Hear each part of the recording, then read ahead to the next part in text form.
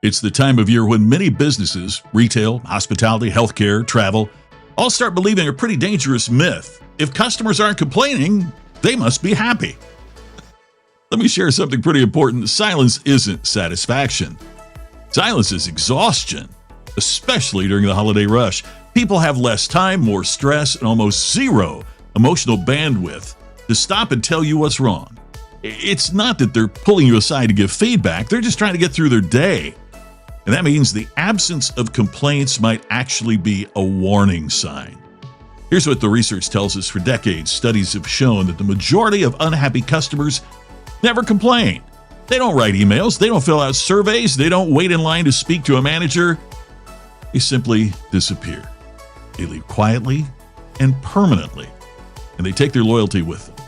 In fact, during the busy seasons like the holidays, that silent churn increases. Customers are even less likely to speak up because they don't have the time, and they don't believe that you'll fix it fast enough. And they're overwhelmed and choose the path of least resistance. That's going elsewhere. So, what does a distinctive organization do? They don't wait for complaints. They anticipate what creates them. They don't interpret silence as approval.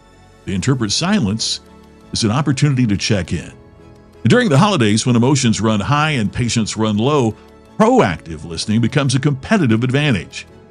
Here are the questions that the organizations who want to go beyond distinction ask. Where could we unintentionally be causing friction? Are we forcing customers to work harder than necessary? What small points of frustration could become major dissatisfaction later? Do our frontline teams feel empowered to make things right in the moment? Are we checking in on customers before they feel the need to complain?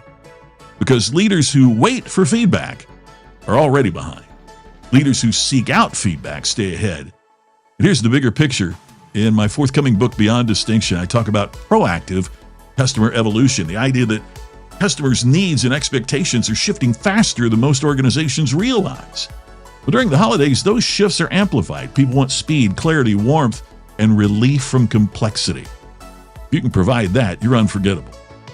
Fail at that, they won't complain. They'll simply choose someplace else.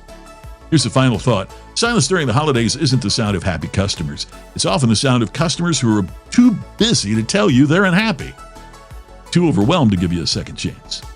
Don't wait for complaints. Seek out opportunities to serve. That's how you transcend the season, and you build loyalty long after the decorations have come down. I'll see you next week.